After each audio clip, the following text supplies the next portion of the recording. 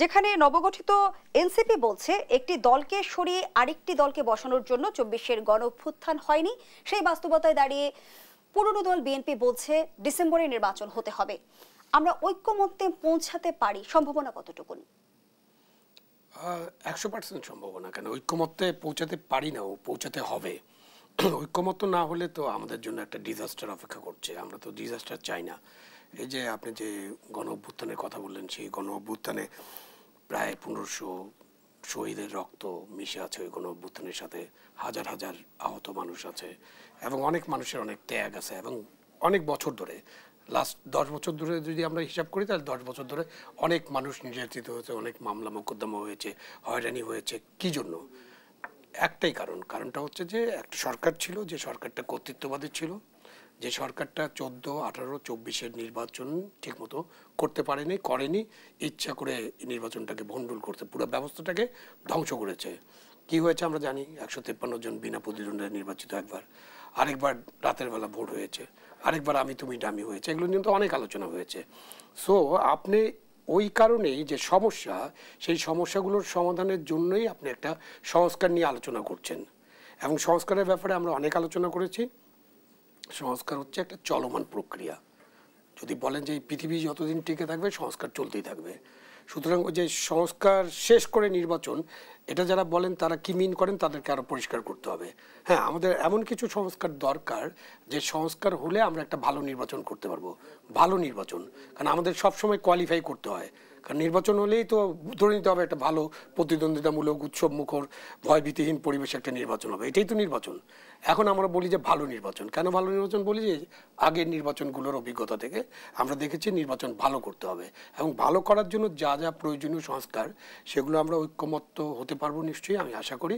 এবং আমরা একটা ভালো নির্বাচনের মধ্য দিয়ে বর্তমান সরকার, অন্তর্বর্তীকালীন সরকার, নামেই বোঝা যায় যে তারা অন্তর্বর্তীকালীন সরকার, তারা কোনো দীর্ঘমেয়াদী সরকার না, বা তাদের কাছে সেই ৫ বছর কেউ কেউ থাকার কথা বলেন সেরকম নিশ্চয়ই চিন্তা করেন না। আমাদের নোবেল লরেট ডক্টর ইউনূস সাহেব, উনি আছেন, উনি আরও ভালো বলতে পারবেন, কারণ সারাদিনই তো ওনার সাথে কাজ করেন।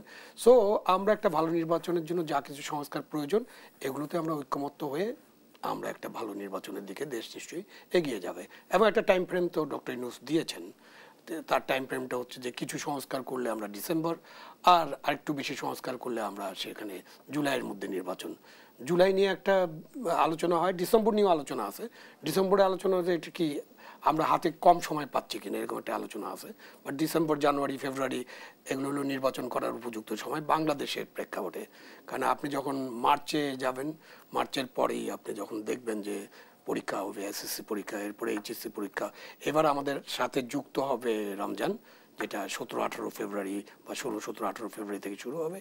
সো রমজানের মধ্যে তো আপনি নির্বাচন করতে পারবেন না, ঈদ, এরপরে আপনার পরীক্ষা, এবং তারপরে আবার আবহাওয়াটা তো জুন জুলাই মাসে খুবই যে আবহাওয়া, সেই আবহাওয়ায় নির্বাচন হয় না। তো নির্বাচন একটা কিন্তু হয়েছিল, সেটা আমাদের রেফারেন্স হিসেবে আমরা জেনে রাখি, সেটা হলো ১২ই জুন ৯৬-তে একটা নির্বাচন হয়েছিল। সেটার কারণ ছিল, প্রেক্ষাপটটা একেবারে ভিন্ন ছিল, কারণ বেগম খালেদা জিয়া পদত্যাগ করেছিলেন। একটা ১৫ই ফেব্রুয়ারি যে নির্বাচন হয়েছিল, সেই পার্লামেন্টে তত্ত্বাবধায়ক সরকারের বিল পাস হয় এবং সেই বিলের পাশের ভিত্তিতে তত্ত্বাবধায়ক সরকার গঠিত হয়।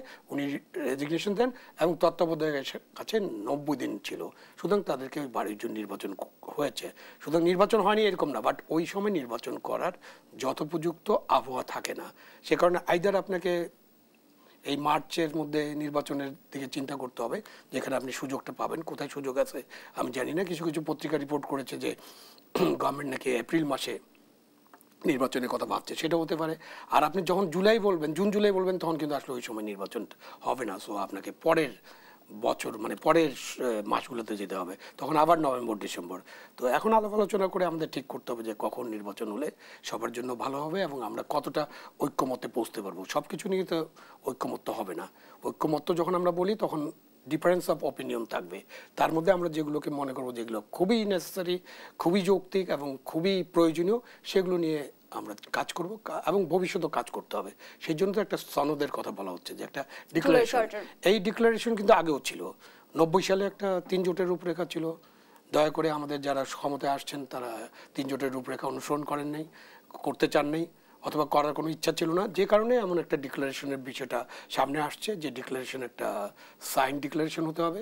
এবং আমি মনে করি আমার প্রস্তাব হচ্ছে মানে একজন নাগরিক হিসাবে যে এই ডিক্লারেশনটা যখন সাইন হবে, এই ডিক্লারেশনটা কমপ্লিটলি টিভিতে ব্রডকাস্ট করতে হবে এবং সেখানে জাতীয় নেতাদেরকে পরিষ্কারভাবে বলতে হবে যে তারা এই ডিক্লারেশনে তারা আছেন, ভবিষ্যতে তারা যখন দায়িত্ব পাবেন তারা এগুলো করবেন, এটার জন্য তারা প্রতিশ্রুতি ব্যক্ত করবেন। 90 সালে আমরা প্রতিশ্রুতিটা এভাবে ব্যক্ত করতে দেখিনি এবং কোনো সাইন ডকুমেন্ট ছিল না, যার কারণে যখন এটাকে অ্যাভয়েড করা হয়েছে তখন আমরা কিছু বলতে পারিনি। তো এইভাবেই তো সামনের দিকে এগিয়ে যাওয়া যাবে এবং আমি একেবারেই স্থির এবং আমি নিশ্চিত যে ঐক্যমত্য হবে এবং আমরা ভালোর দিকে